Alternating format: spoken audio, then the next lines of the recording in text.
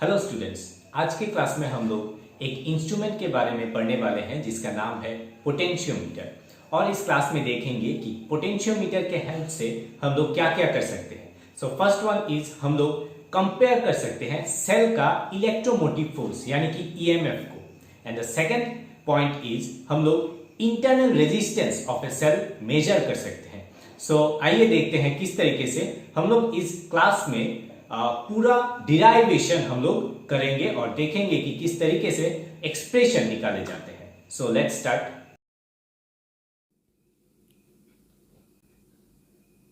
Potentiometer एक device है जिसके हेल्प से हम लोग ईएमएफ कंपेयर कर सकते हैं एंड इंटरनल रेजिस्टेंस मेजर कर सकते हैं। सो फर्स्ट ऑफ ऑल हम लोग देखते हैं कि पोटेंशियोमीटर का प्रिंसिपल क्या है। Principle of potentiometer, okay, so the main principle is when a constant current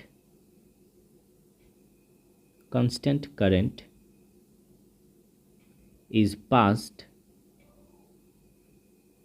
comma, the potential drop across the wire is directly proportional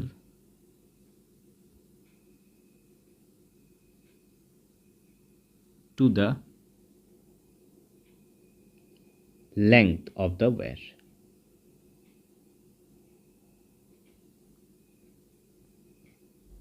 यानी कि जब कोई एक कांस्टेंट करंट पास होगा तब पोटेंशियल ड्रॉप जो है वो डायरेक्टली प्रोपोर्शनल टू हो जाएगा लेंथ के समान।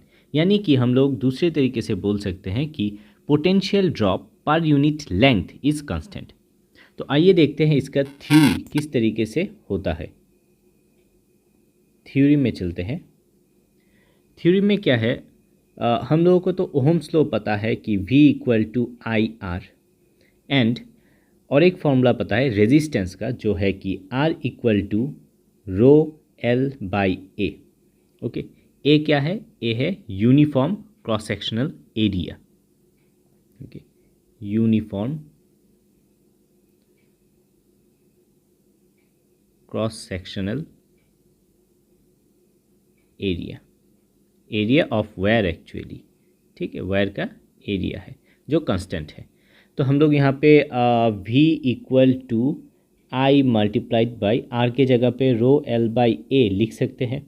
यहाँ पे आप देखिए आई रो एंड ए कांस्टेंट है, तो हम लोग लिख सकते हैं V equal to constant multiplied by L. So यहाँ से डायरेक्टली लिख सकते हैं कि V प्रोपोर्शनल टू L, यानी कि potential drop is directly proportional to length of the wire. ये बहुत इंपॉर्टेंट सा थ्योरी है पोटेंशियोमीटर का। तो आइए हम लोग अब देखते हैं कि किस तरीके से ईएमएफ कंपेयर कर सकते हैं। To compare EMF of cells. Okay, so first of all हम लोग यहाँ पे डायग्राम ड्रॉ करेंगे या फिर फिगर, पोटेंशियोमीटर का स्कीमेटिक फिगर ड्रॉ करेंगे। उसके बाद हम लोग इसका कंपैरिजन देखेंगे कि किस तरीके से एक्सप्रेशन को निकाले जाते हैं। सो फर्स्ट ऑफ ऑल पोटेंशियोमीटर का फिगर ड्रॉ करते हैं। पोटेंशियोमीटर में एक्चुअली 4 मीटर का वायर रहता है। सो फर्स्ट ऑफ ऑल हम लोग यहाँ पे 1 मीटर, 2 मीटर, 3 मीटर, 4 मीटर, यानी कि 400 सेंटीमीटर का एक वायर, और यहाँ पे कॉपर स्ट्रिप से यहाँ पे जॉइन रहता है। ओके, ये कॉपर स्ट्रिप।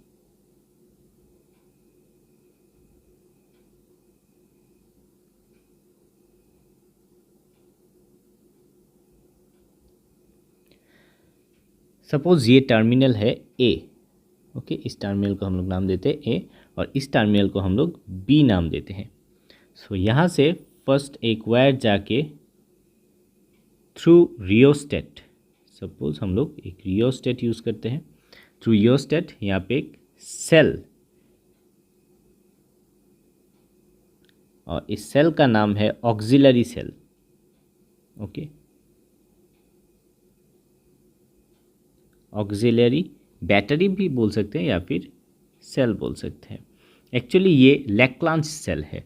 ओके, लैक्लांस सेल हम लोग यहाँ पे यूज़ करते हैं।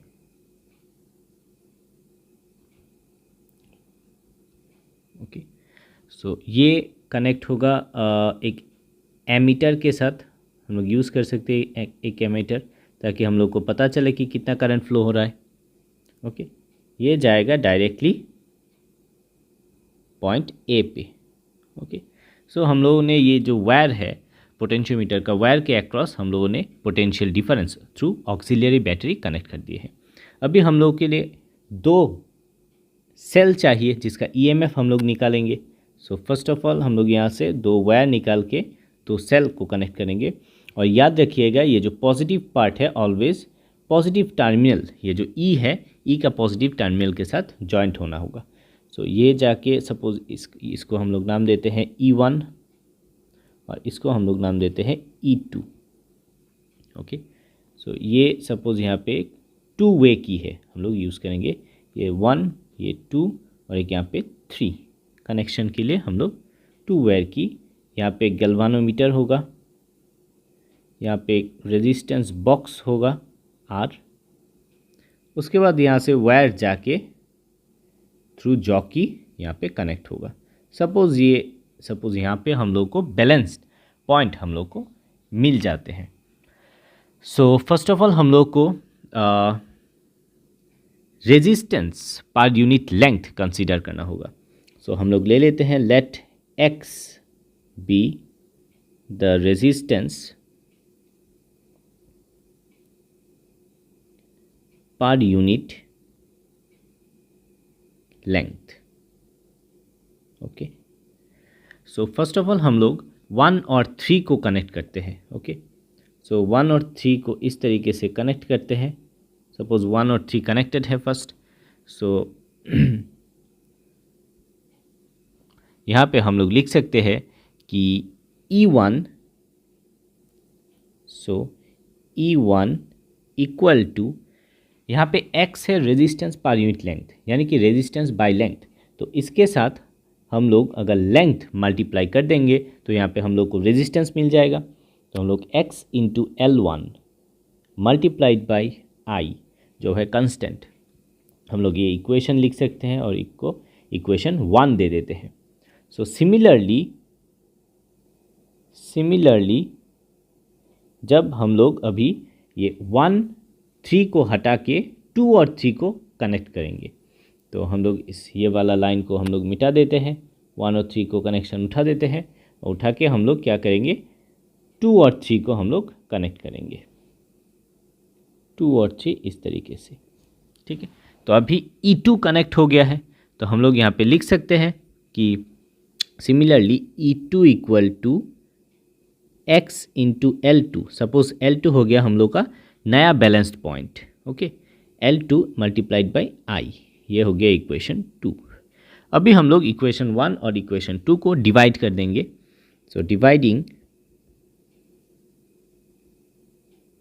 इक्वेशन 1 बाई 2 वी गेट, यहाँ पे मिल जाएगा E1 divided by E2 equal to L1 divided by L2। और यही है हम लोग का अल्टीमेट एक्सप्रेशन। ओके, जो जिस एक्सप्रेशन के हेल्प से हम लोग कंपेयर कर सकते हैं ईएमएफ को। बहुत सिंपल सा यहाँ पे फिगर और यहाँ पे एक्सप्रेशन प्रोसीड्योर है। सो नेक्स्ट पॉइंट की तरफ हम लोग चलते हैं जहाँ पे हम लोग इंटरनल रेजिस्टेंस को मेजर करेंगे। सो यहाँ पे नंबर 2 पॉइंट है टू मेजर इंटरनल रेजिस्टेंस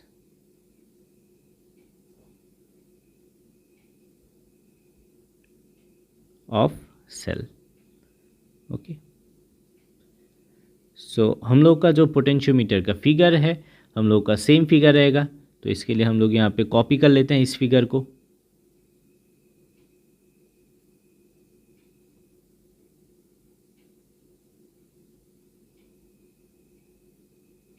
इस फिगर को हम लोग यहाँ पे कॉपी कर लेते हैं और यहाँ पे पेस्ट कर देंगे तो हम लोगों का यहाँ पे सेम फिगर ऑलमोस्ट आ गया है यहाँ पे। तो यहाँ पे एक चेंज होगा कि ये जो फिगर है यहाँ पे कनेक्ट करना पड़ेगा इसको। ओके, यहाँ पे एक ही हम लोगों को ईएमएफ चाहिए यानी कि सेल चाहिए, तो हम लोग ये वाला पोर्शन हम लोग मिटा देते हैं। ओके, कुछ इस तरीके से। और ये जो कनेक्शन है हम लोग इसको इस तरीके से कर देंगे, E1 और E2 को E1 को डायरेक्टली हम लोग कनेक्ट कर देंगे यहाँ से A point two galvanometer. Okay, यहाँ पे और एक चीज़ एक्स्ट्रा हम लोग को करना होगा, वो है ये जो टर्मिनल है सेल का, इस टर्मिनल के एक्रॉस से हम लोग 2 वायर निकाल के हम लोग एक एक्सटर्नल रेजिस्टेंस सपोज S नाम दे देते हैं, S के साथ यूजिंग एक की यूज़ करके हम लोग यहाँ पे यूज़ करेंगे। सपोज इस की का नाम है K हम लोग दे देते हैं।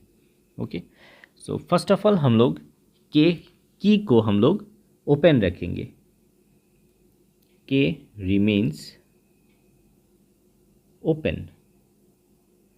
सो इन दैट केस अगर ये ओपन रहता है तो हम लोग को ईएमएफ पहले जो हम लोगों ने इक्वेशन डिराइव किया था, सिमिलर इक्वेशन हम लोग को मिलेगा कि E1 equal to x into suppose L1 length है यहाँ पे, तो L1 हम लोग का बैलेंस लेंथ है into I।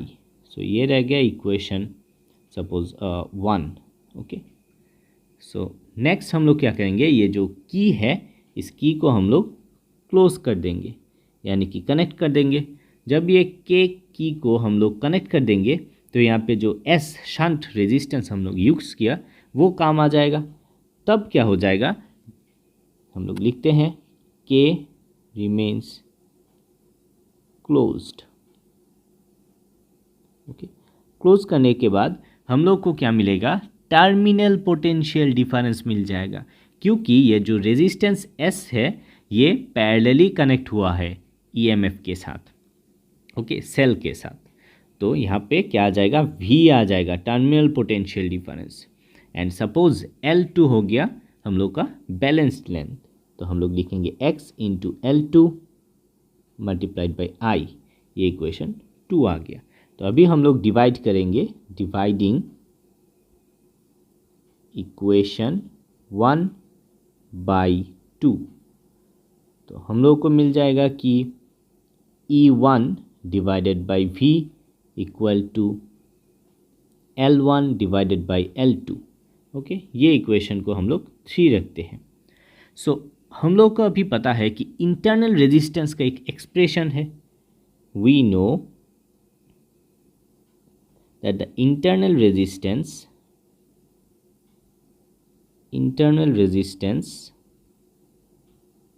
is given by small r equal to E1 by V minus 1 multiplied by S। यहाँ पे जो एक्सटर्नल रेजिस्टेंस यहाँ पे यूज़ किए हैं, तो यहाँ से इस इक्वेशन पे हम लोग E1 by V के जगह पे हम लोग L1 by L2 बिठा सकते हैं, L1 by L2 minus 1 multiplied by S। तो this is the ultimate expression जो हम लोग को मिल गया। ये हो गया ultimate expression of internal resistance. Okay, जहाँ पे हमें L1 L2 पता है और S जो हम एक्सटर्नल रेजिस्टेंस यूज़ कर रहे हैं यानी कि रेजिस्टेंस बॉक्स यूज़ करके वो भी हमें पता है। तो इस इक्वेशन से इंटरनल रेजिस्टेंस हम लोग इजीली मेजर कर सकते हैं।